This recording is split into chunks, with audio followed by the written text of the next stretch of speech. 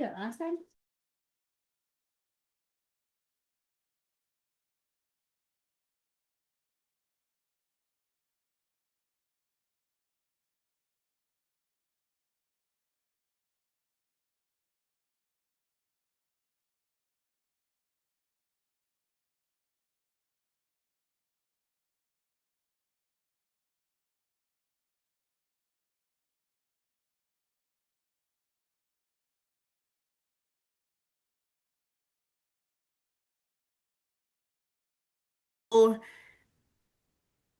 Welcome everybody to our virtual book launch.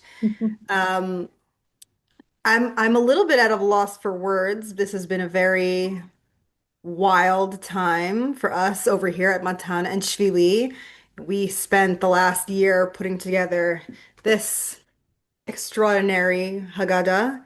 It's called the Aznashir Haggadah, On the Path to Redemption.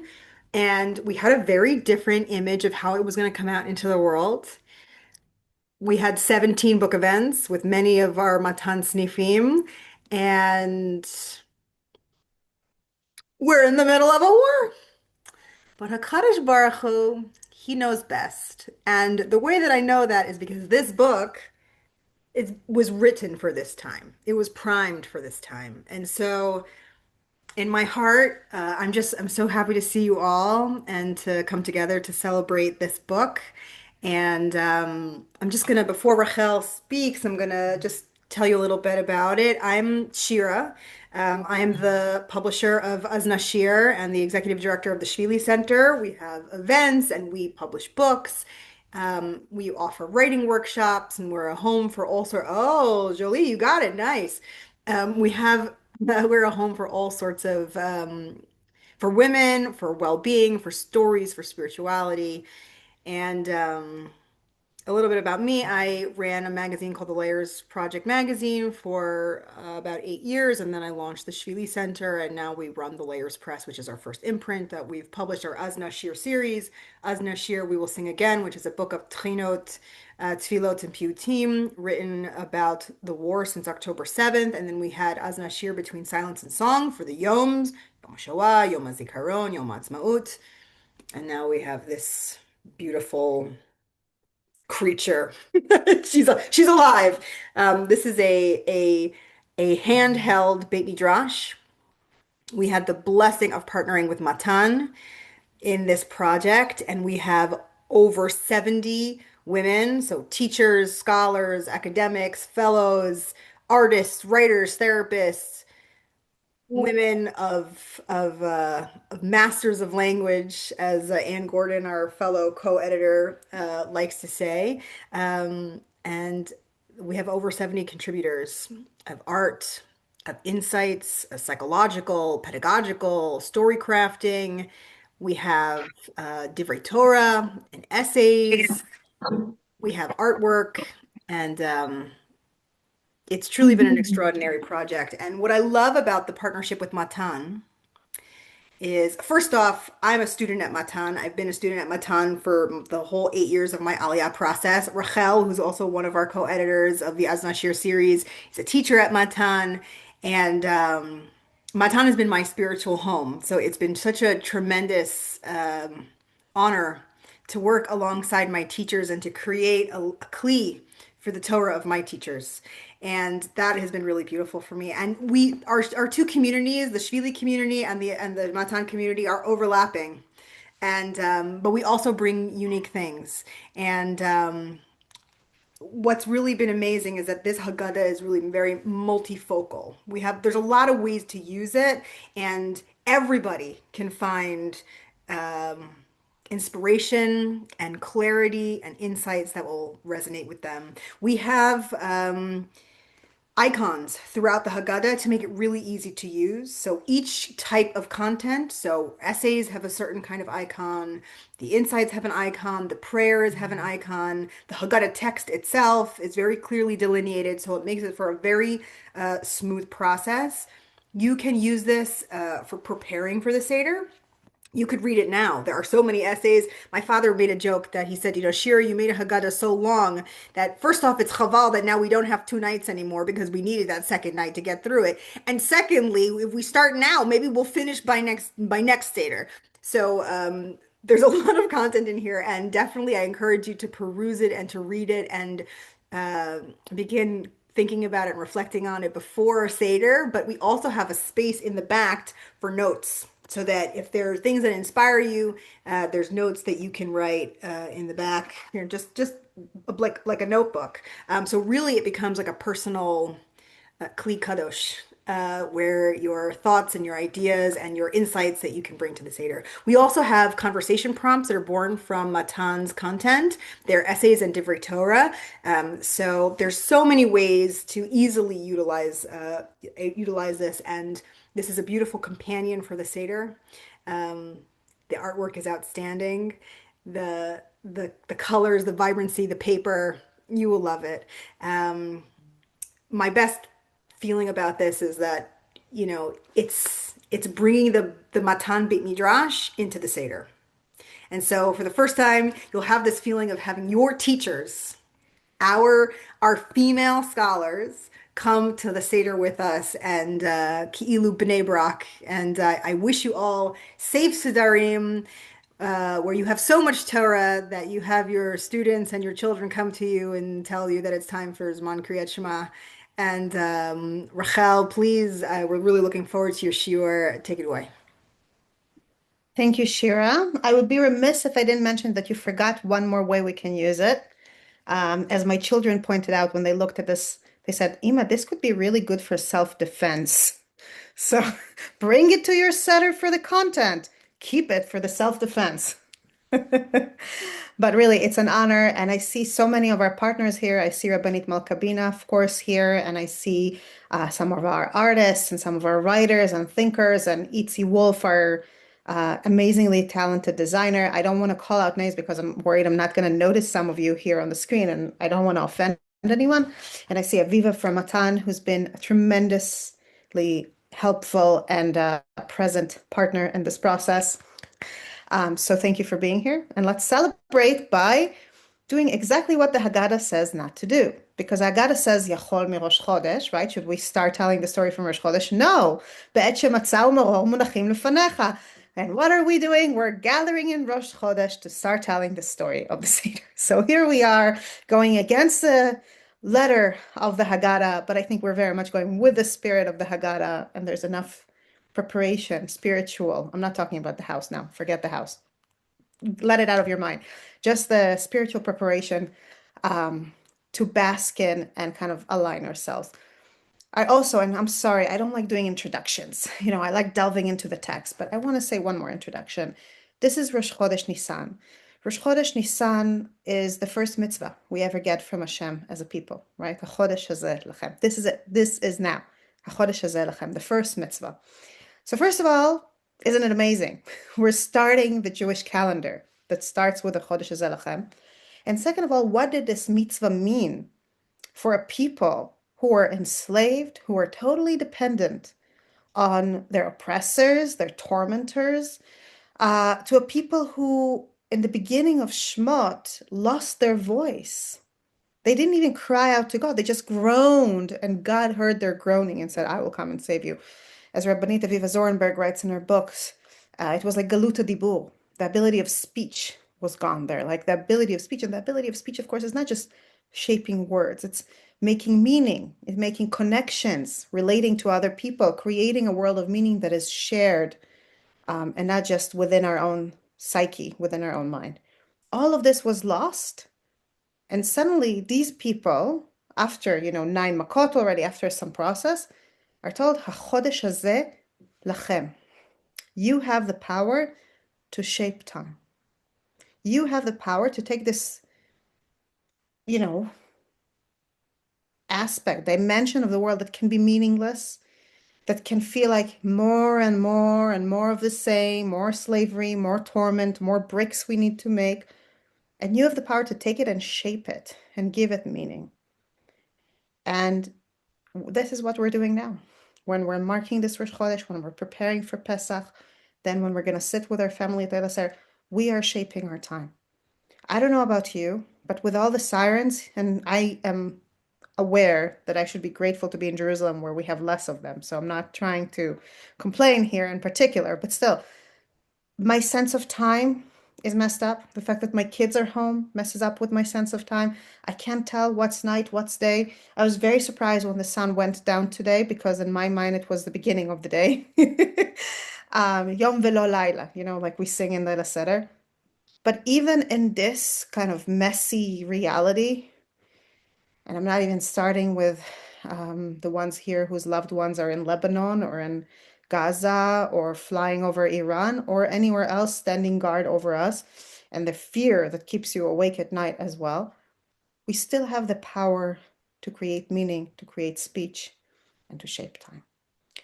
And with that, just to understand the gravity and the liberating power, the liberating choice to engage in shaping meaning and time, let us delve right in. And I want to start with, sorry, just a second here. Can you see this okay? Have you guys this clear? Okay.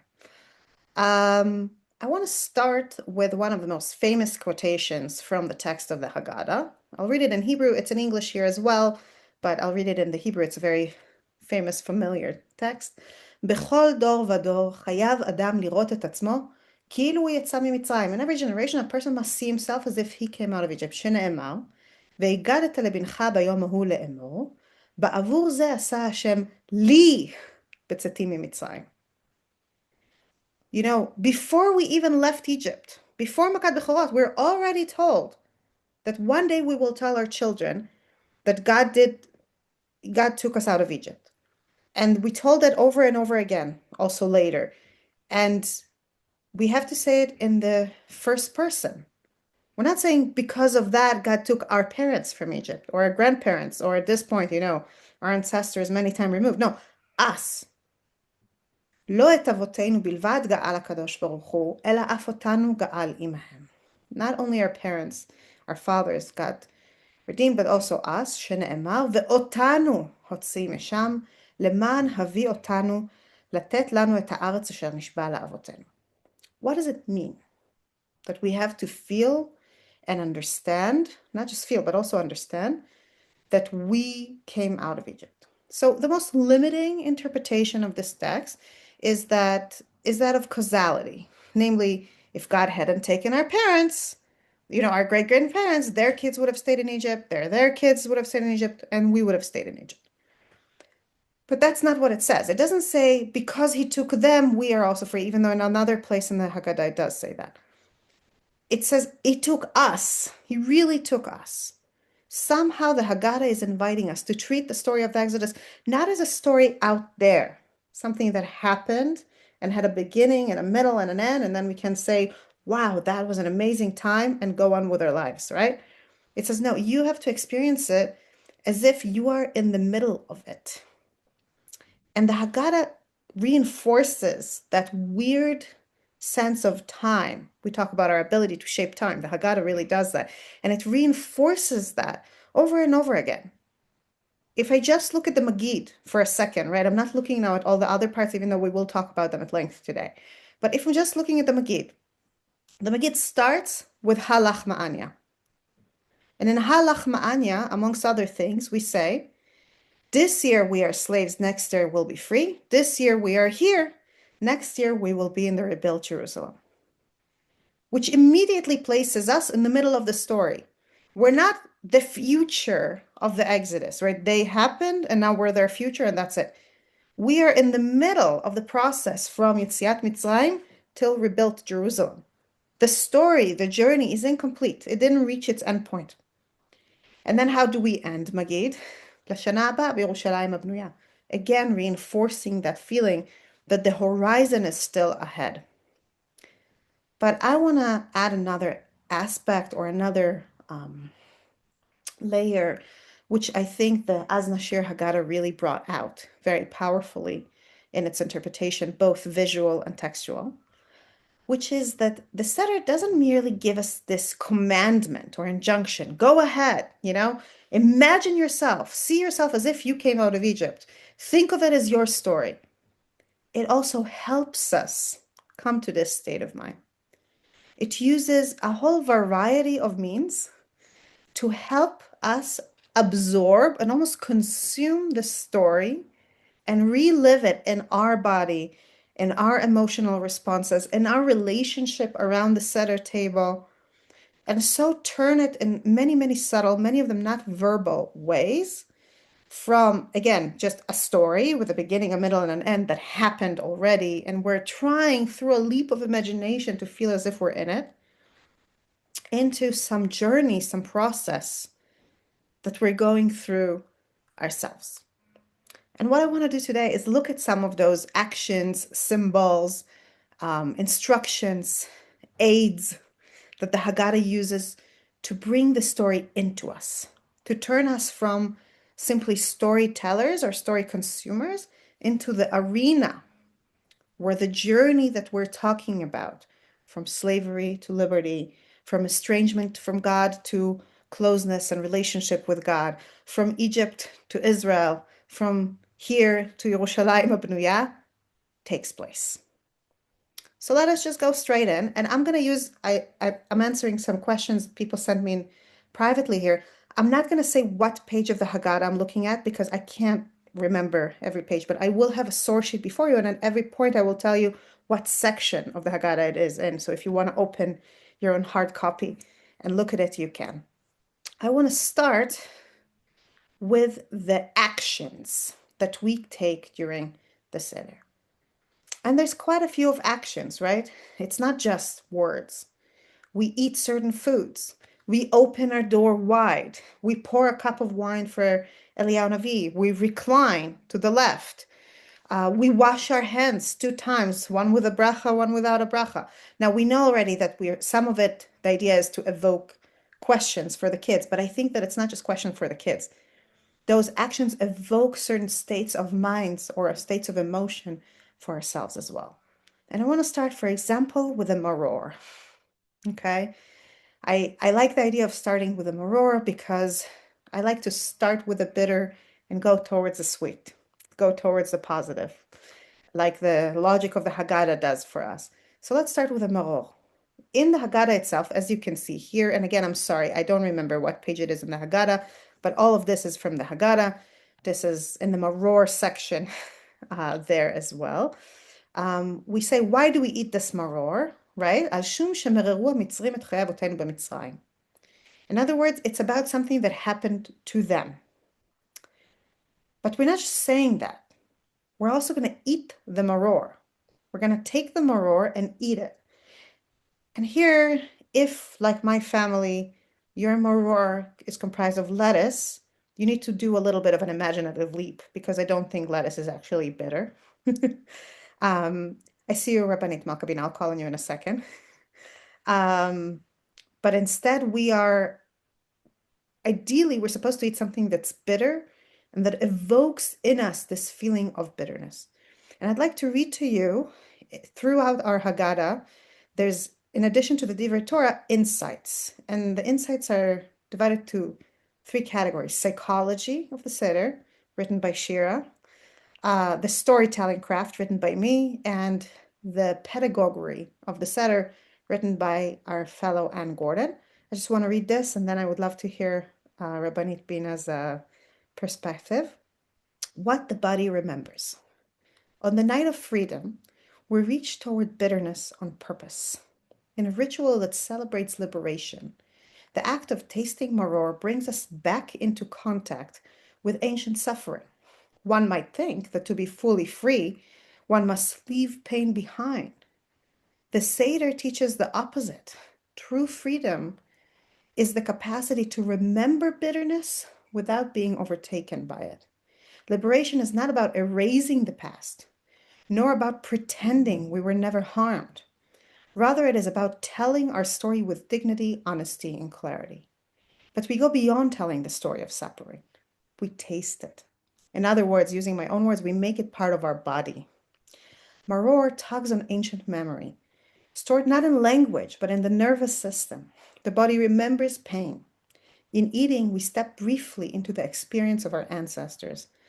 Maror is a controlled, momentary return, not to be consumed by pain, but to witness it and carry it wisely. Our Seder table includes bitterness, but also sweetness, nourishment, and hope.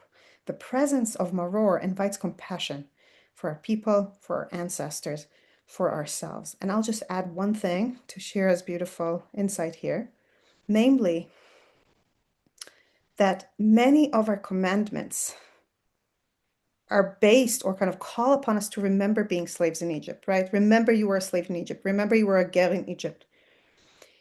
And there's a particular commandment that I taught earlier in my regular Matan class of the morning um, that says, "Ki yodea ata et nefesh hager." You know the soul of the ger. You know what the feelings are, which is a remarkable thing to say. It says that knowing the feeling, having the lived experience, makes a demand on us. It's a relevant fact in our ethical life. And when we remember the bitterness, not just by talking about it, by evoking that feeling in our body, it connects us to the bitterness of Egypt, connects us to our bitterness, which I'll be honest, there's a lot to connect to right now. It connects us to that feeling of suffering that can make us more compassionate and more eager to pursue a just, ethical society. Rabbanit Malkabina, I would love to hear your perspective. Just you're muted. Okay. I actually only just lifted my hand, I don't know, to scratch myself. But You, but yes, but if you're, if somehow I did that and you saw that, maybe it was for a reason. Mine. Like, no, I was this year blown away when I was looking at the Haggadah and what to write about, that the whole Haggadah is framed, the Maggid anyway, with Yerushalayim. I mean, somehow I had never seen that, and it was always that hush hush. It was the lashon, the fifth one, Veveti, but we're not really supposed to talk about Yerushalayim or Israel. This is about leaving Egypt. You know what I'm saying? And just this opportunity to delve deeper, that and seeing that there's much more there than meets the eye, so to speak. Yeah. Anyway, but thank you. Thank you, Rabbanit Bina. And since you already mentioned Jerusalem, I'll jump a little bit ahead to a different piece of Agada that I meant to share later, but I'll bring it forward to share that relates to this specifically.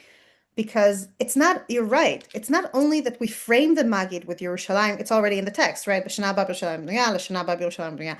There are so many hints in the text that point us towards redemption. I mean, we called it on the path to redemption, but that point us towards Jerusalem, that points us towards the Mikdash. It's not just the Dayenu that specifically mentions that. It's also things that are more subtle and hidden, and that now, thanks to the Haggadah of Aznashir, the wonderful scholars of Matan unearthed for us. And I want to share with you one particular, sorry, I have to go a little bit down, like I said, but we'll go back to these things in a minute. An article by Dr. Lisa Fredman, who talks about the Simanim of the Seder, an order of the evening. Now, and Lisa Fredman here, what she's talking about is the song, right? The song we say at the beginning, Kadesh Uchatz, Kapas Yachatz. I know that singing tunes, Pesach tunes, is a dangerous thing because everybody has their tunes and they're very attached to them. So please don't stone me or lynch me just because that's my tune, okay? I'm fine with you having your own tunes, even if they're the wrong ones. Um, as Lisa Friedman points out, is that it looks, and I'm not going to read the whole text, but it looks like it's primarily, as she puts here, a mnemonic device, a list to guide the many sequential steps of the Seder. And it's in fact a very useful device. We also, this is Shira and Itzi's brilliant idea, used it as like a sidebar in the Haggadah to tell people where we are. Like all the names are there, but the ones that we haven't gotten to are pale and the ones we have gotten to are dark gold. And it really helps to organize the text. But there's something special about this. There's something deeper, there's something hidden about this that we might not know. I didn't know until I read this article, to be honest with you. But it's there. And that is that there's 15. They're tied to brachot, and there's 15 of them. And the question, once we notice that, we notice that also the Dayenu recounts 15 types of kindness Hashem practiced towards us. And the question is, what is this number? And I'll read here, if you can see on the right column, I'm starting this paragraph. So why this specific number? We might have expected a number more commonly used in Judaism, like 3 or 7. Rabbi David Abudraham, a 14th century Spanish scholar, offers a beautiful explanation. He teaches that the number 15 connects us to the ancient temple in Jerusalem. There, the Levites would sing the 15 psalms that begin with the superscription Shir Malot, Song of the Ascents. On the 15 steps leading up to the temple courtyard, one psalm per step. Why this subtle connection to the temple? Perhaps the message is that even though many Seder commandments cannot be fulfilled today because they were tied to the temple service and sacrifices, our desire to fulfill them to the best of our ability transforms our home-based rituals. By doing so, our actions are elevated as if they were performed in the Jerusalem temple itself. Now, I want to add something to this. I first just want to show you, I included in the same box pieces that are from different parts of the Haggadah. This beautiful painting, well, I'm biased, it's by my mother, Avital Sharansky, of Israel's wilderness. And this is what the conversation prompts that we have running through the Haggadah look like. And this one says, the establishment of the state of Israel has made it possible to return to many original aspects of the Torah and the Mishnah. How is your experience of Judaism affected by the existence of the state of Israel? It's tied to an article by Shuli Mishkin about how Maror references particular plants in Israel. I'm not raising this question to answer it now. I'm just showing you that we try to highlight these hidden things, to bring these hidden remazim for the land of Israel and for Jerusalem, to bring them to the fore. And I think that the truth is they're more than just a framing of the destination of the journey.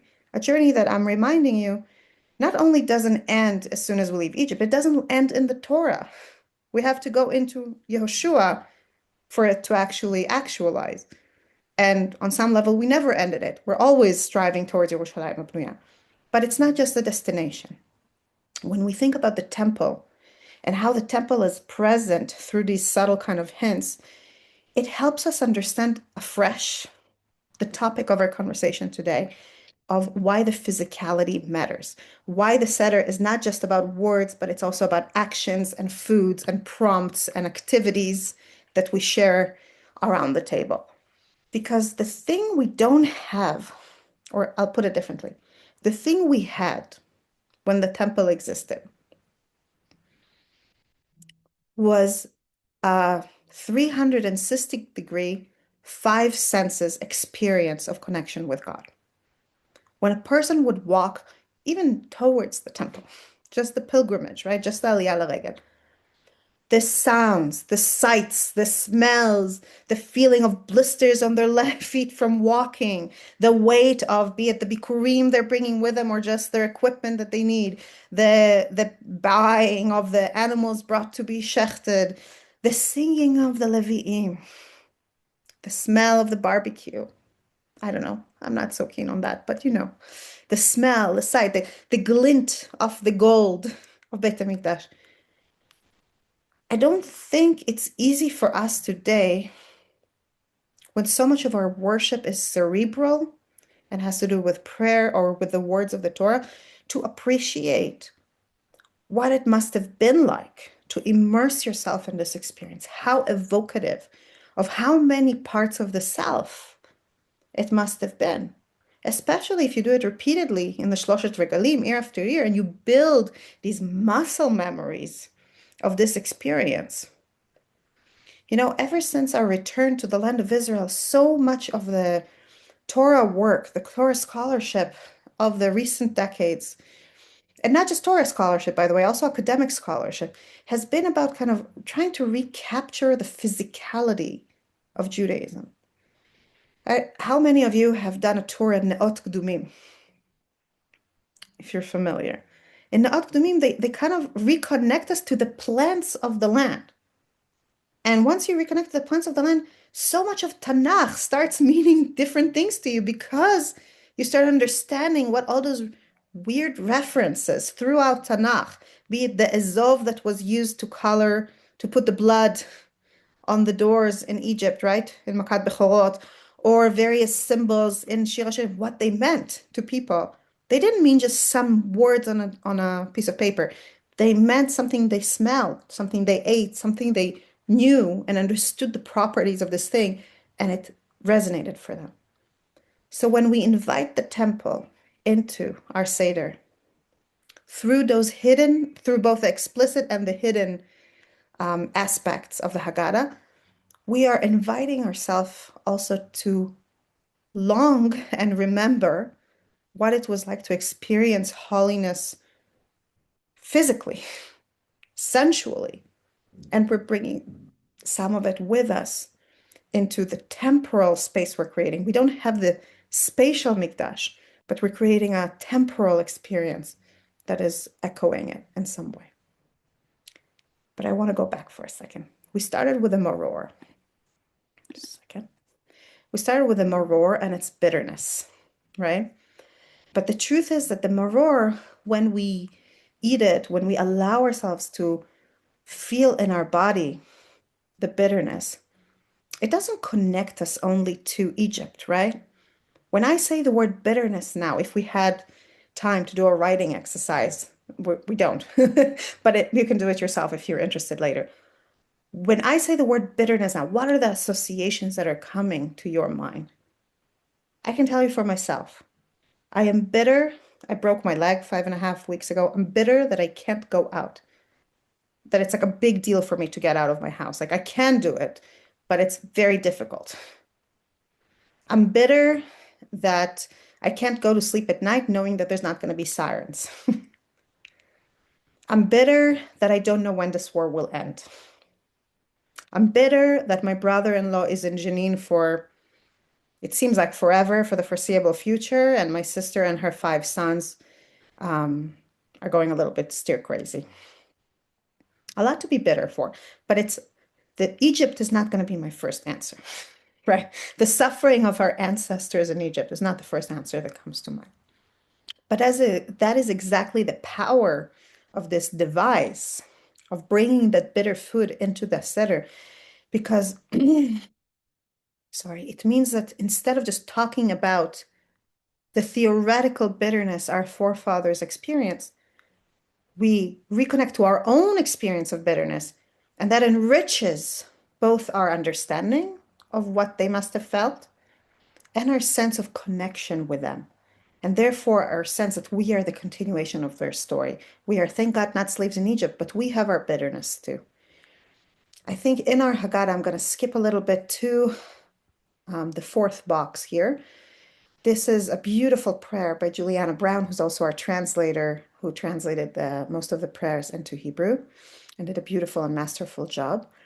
And this prayer appears in the Haggadah in the pages surrounding the Korach part of the Seder. And with your permission, I just want to read it to you. I think it speaks for itself about this connection, about this feeling of past and present bitterness coming together and bringing us into a new understanding. Even though she doesn't talk just about the bitterness, she talks about the wrapping, the taking all these different things and wrapping them together. I'll be honest, I think the Hebrew, she actually wrote it in Hebrew and translated it into English. I think the Hebrew is better. I'll read it in English to respect the language that we're doing this in, but I strongly recommend reading it in Hebrew as well.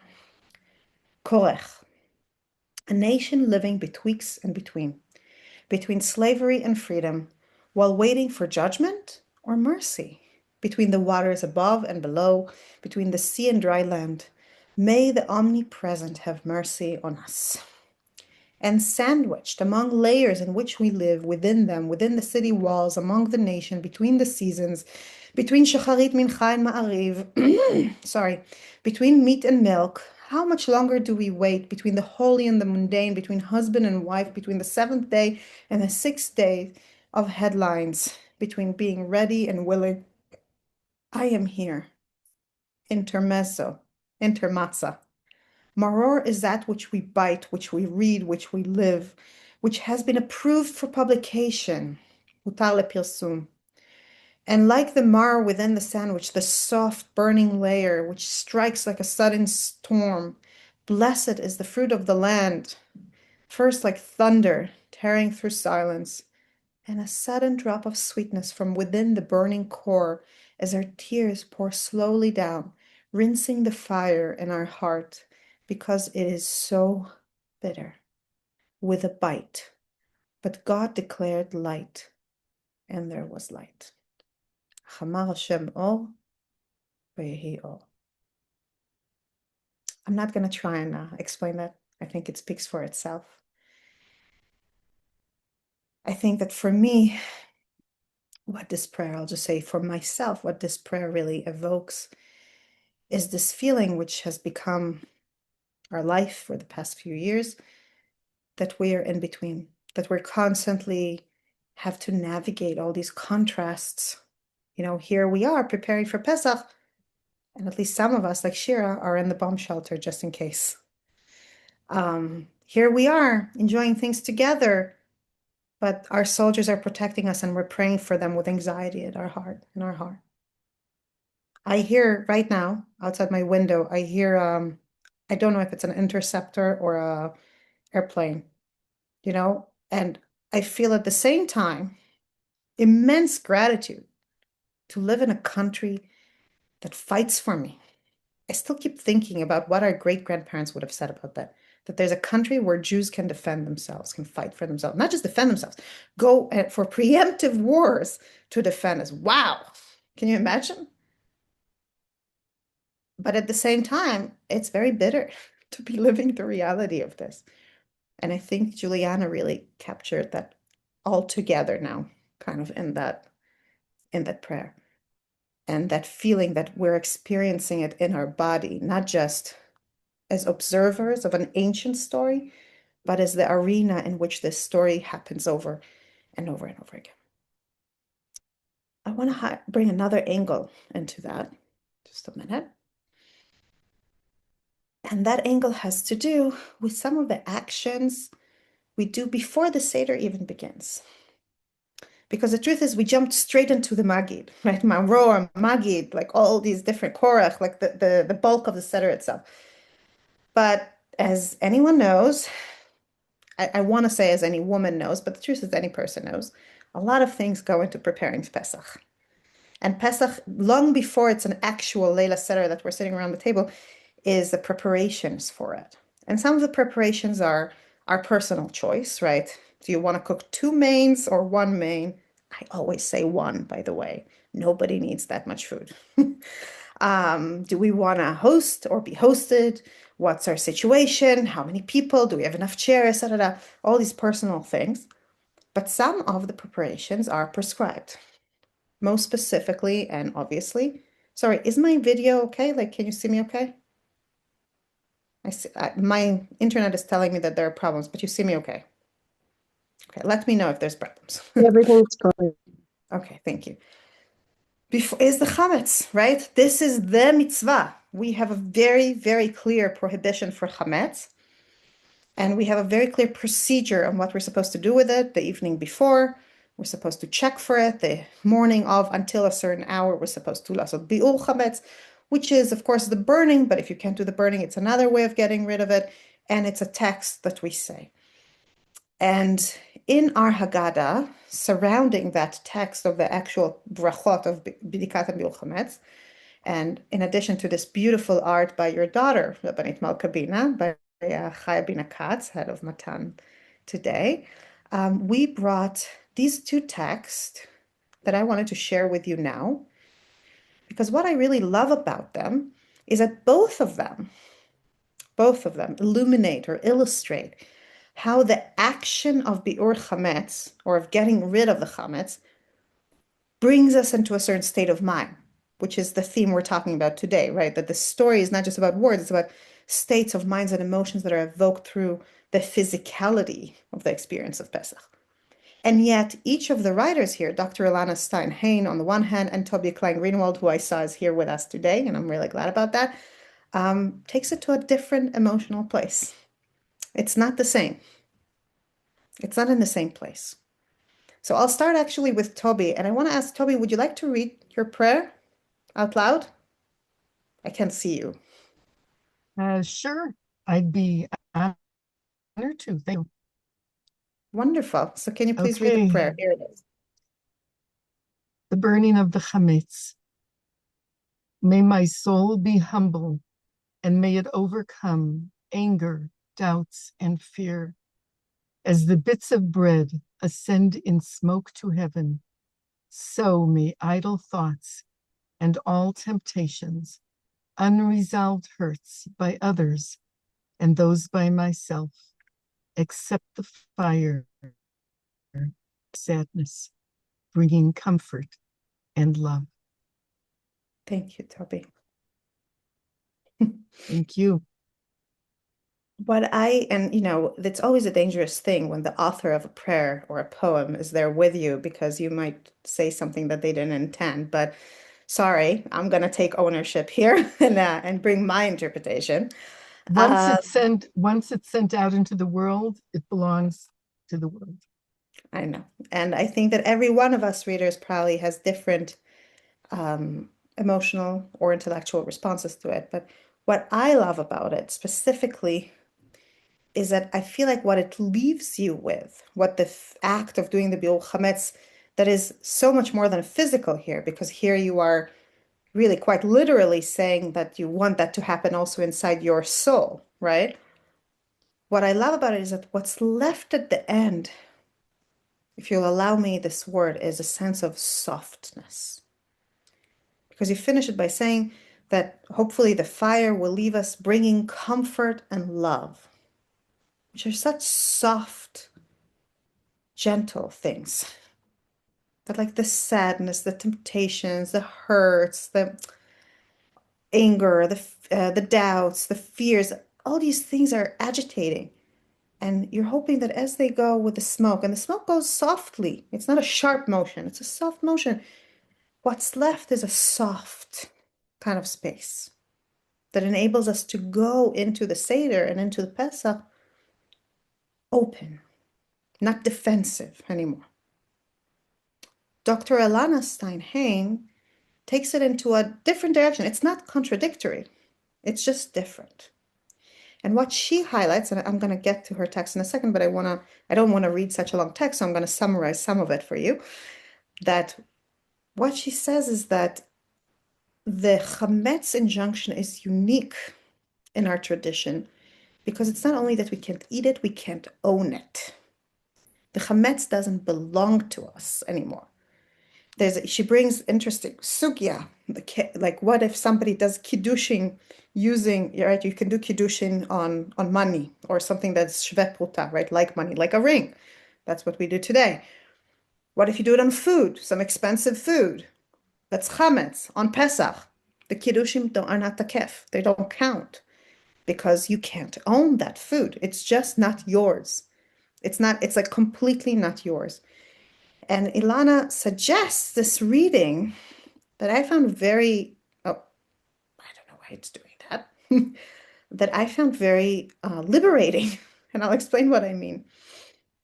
I'll start here in the right column towards the end of the article. Sorry. A parallel Talmudic passage reinforces this idea. The Gemara in Chulin 115a explores items forbidden not just for eating, but even for use, tying them to the root kadesh, holiness. Holiness in this sense marks a boundary. This item does not belong to you.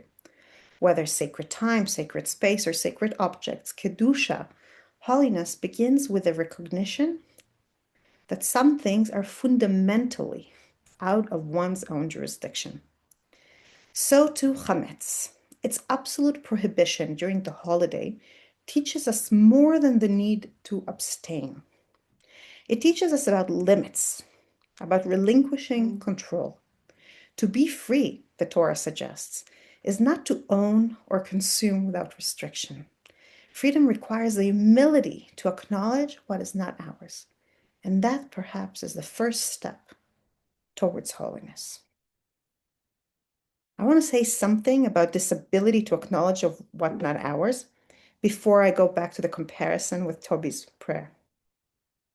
Rav Soloveitchik, in his writings on Genesis and on relationship and building, building love and building marriage, talks about this specific distinction between what is mine and what is not mine all the time. He points out that in Bereshit itself, in the first prakim, right, or more specifically in the second creation story, Adam is constantly forced, when Adam is created alone, I mean, not the first one with the 6 days, etc. Adam is constantly forced to come to terms with the fact that some things are out of his control. He is created and there's no greenery in the world. The world is incomplete and he can't complete it alone without God. God creates Gan Eden for him and immediately tells him, but this tree is out of bounds for you. You can't eat from that. He enters the Gan and there's no partner for him. He experiences that he doesn't have a partner.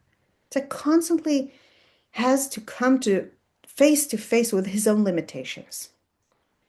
And the Rav says that, and I'm really simplifying it right now, I'm sorry, but trying to fit it in here, that without that awareness that there are things that are not in my power, that not everything is mine to consume, that not everything is in my control, a person can't enter a true covenantal relationship with a spouse. Because then a person will look at another person and just think of them as a resource to exploit, as what can I get out of this being that's there in my sphere? In order to really build a relationship, you also need to recognize that they're separate from you, that they're different from you, that they're other from you. And something about this otherness, this awareness of separateness, that's what enables the true relationship, the true connection, the respectful, what he called covenanted relationship of marriage. And I think it also applies to other relationships as well.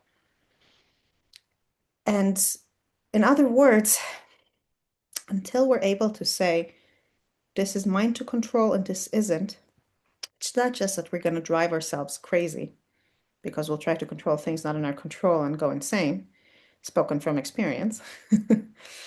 It's also something basic in our ability to relate to other people and build a community is missing, is lacking. But I want to add another layer to that. I think that until we make that distinction clear to ourselves, we also can't be fully free.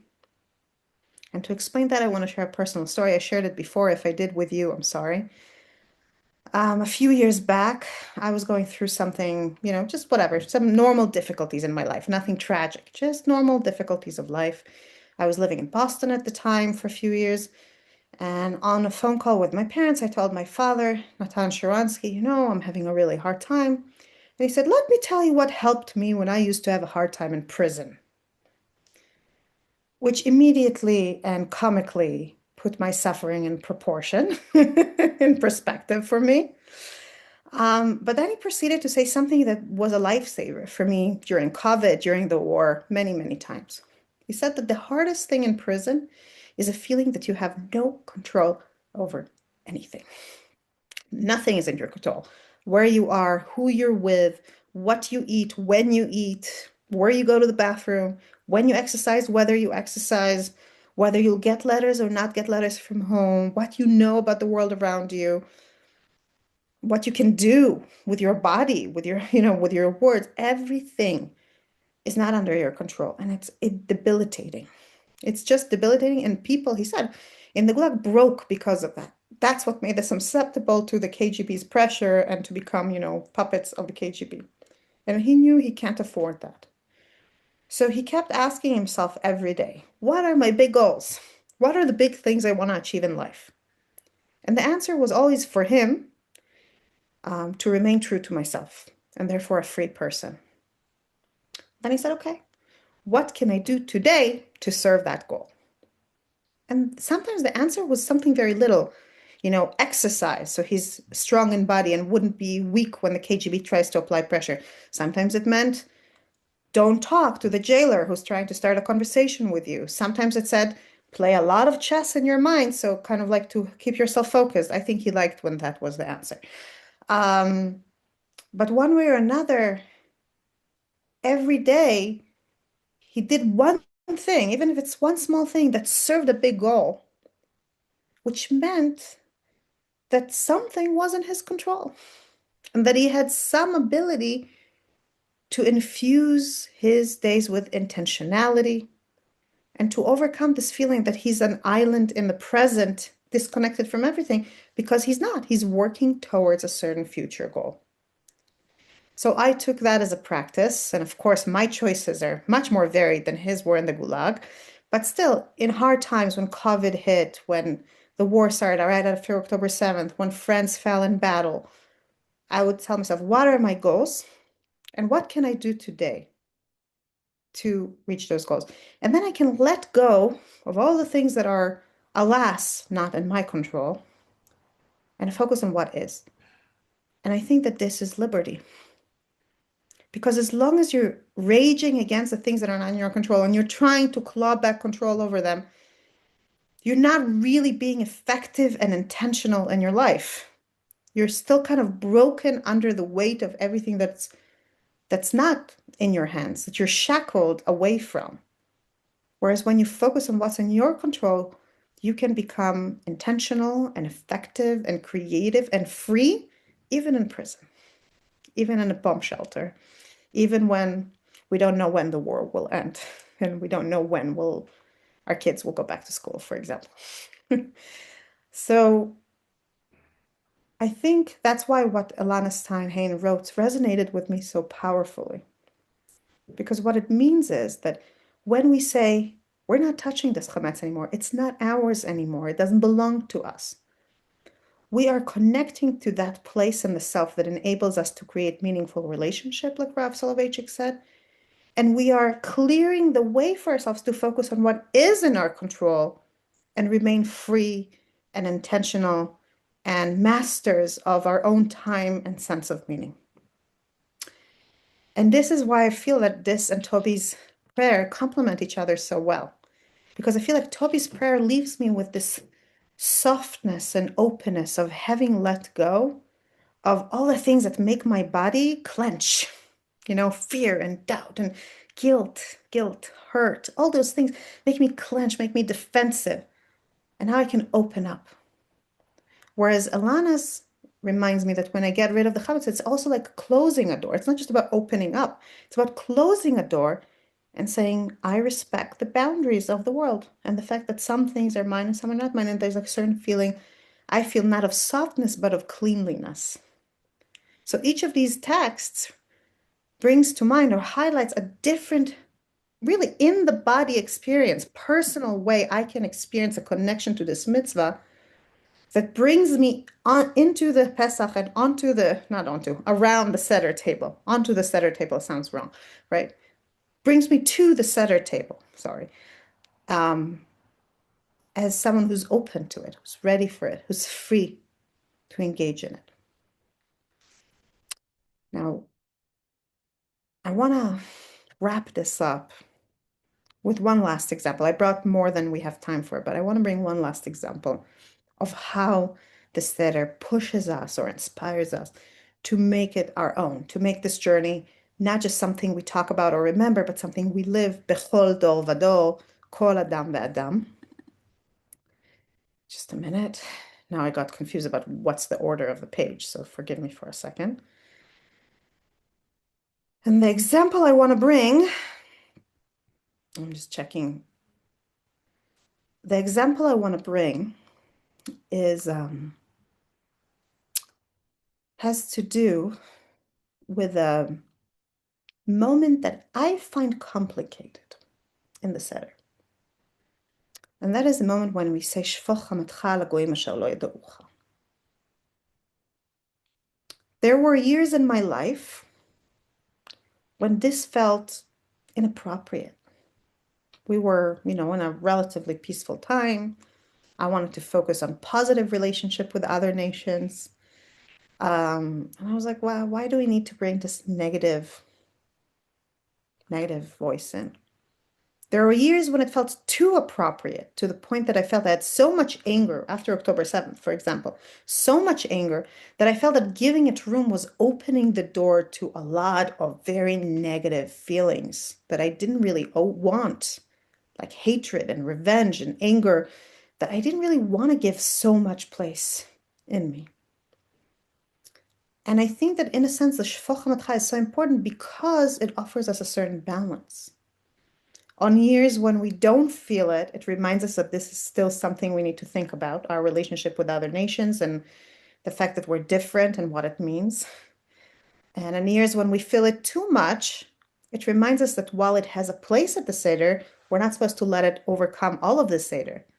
It has a place, we give it room, and then we move on. We don't stay there. And somewhat out of this contemplation, I wrote the following insight for Shfoch HaMatcha that I want to share with you. And I think it's a good kind of complement to Shira's insight about the Maror. Shfoch HaMatcha, there is a place for dark emotions.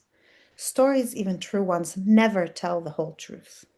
The act of storytelling always involves choosing a focus and emphasizing some parts while leaving others in shadow. During the Seder, we adopt an interpretive frame that refuses to gloss over pain or anger. Shfoch HaMatcha turns our gaze towards the villains of the Exodus story and of the generation's sins, reminding us that our tradition does not sanitize its past.